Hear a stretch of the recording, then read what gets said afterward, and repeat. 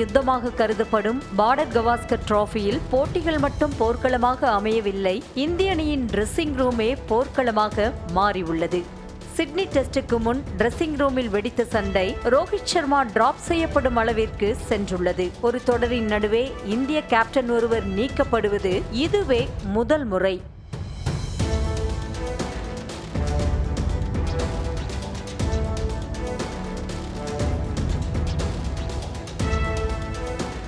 போட்டி முடிந்த பிறகு டிரெஸ்ஸிங் ரூமில் சரியாக விளையாடாத வீரர்களிடம் தலைமை பயிற்சியாளர் கம்பீர் கடுமையாக நடந்து கொண்டதாக தகவல் வெளியாகி அதிர்வலைகளை கிளப்பியது. இந்த நிலையில் கடைசி டெஸ்ட் போட்டிக்கு முன்பாக செய்தியாளர்களை சந்தித்த கம்பீர் டிரெஸ்ஸிங் ரூமில் நடந்ததாக சொல்லப்படுவதில் உண்மையில்லை என தெரிவித்தார். அதைவிட முக்கியமாக ரோஹித் அணியில் இடம்பெறுவாரா என்ற கேள்விக்கு பிச்சை பார்த்த பிறகு பிளேயிங் 11 அறிவிக்கப்படும் என கேப்டன் இடம்பெறுவது குறித்த சந்தேகத்தை எழுப்பும் வகையில் பதில் சொல்லியிருந்தார் கம்பீர். இந்த நிலையில் ரோஹித் சர்மா பயிற்சிகளில் பங்கு பெறாமல் பாதியிலேயே கிளம்பியது பல கேள்விகளுக்கு வழிவகுத்தது.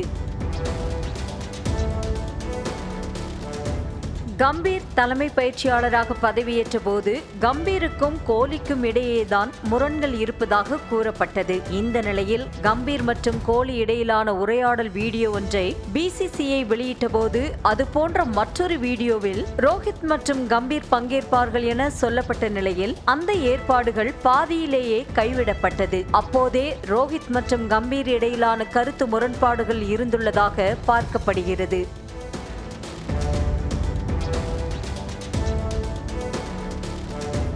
முதல் டெஸ்டில் பும்ரா தலைமையிலான அணி அபாரமாக வென்றது. அப்போதே இந்திய அணியிடமிருந்த போராடும் மனப்பான்மை ரோஹித் தலைமையிலான இந்திய அணியில் இல்லை என்ற கருத்துக்கள் முன்வைக்கப்பட்டது. மேலும் சோதனை முயற்சியாக ரோஹித் மேற்கொண்ட சில விஷயங்கள் கை கொடுக்காமல் போனது. ராகுலை பயன்படுத்துவதிலும் பவுலர்களை பயன்படுத்துவதிலும் ஃபீல்ட் செட் செய்வதிலும் ரோஹித் சரியான வியூகங்களை பயன்படுத்தவில்லை என்ற விமர்சனமும் வைக்கப்படுகிறது.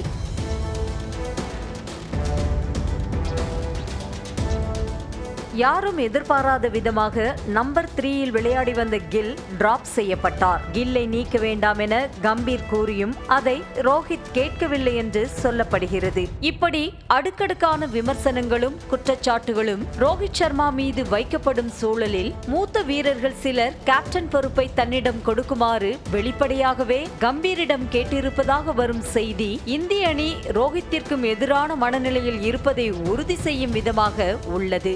புஜாராவை அணியில் சேர்க்க வேண்டும் என்ற கம்பீரின் கோரிக்கையை தேர்வுக்குழு நிராகரித்தது ஒரு பக்கம் இருக்க, தேர்வுக்குழு தலைவர் அஜித் அகார்கரின் ஆதரவோடுதான் ரோஹித் கம்பீரின் கட்டளைகளை மீறி நடந்து கொண்டதாகவும் சொல்லப்படுகிறது. ரோஹித் கடைசி டெஸ்ட் போட்டிக்கான அணியிலிருந்து நீக்கப்பட்டாரா இல்லை டெஸ்ட் போட்டிகளில் இருந்தே நீக்கப்பட்டாரா என்பதை ரோஹித்தும் BCCIயுமே விளக்க வேண்டும் என்ற நிலை உருவாகியுள்ளது.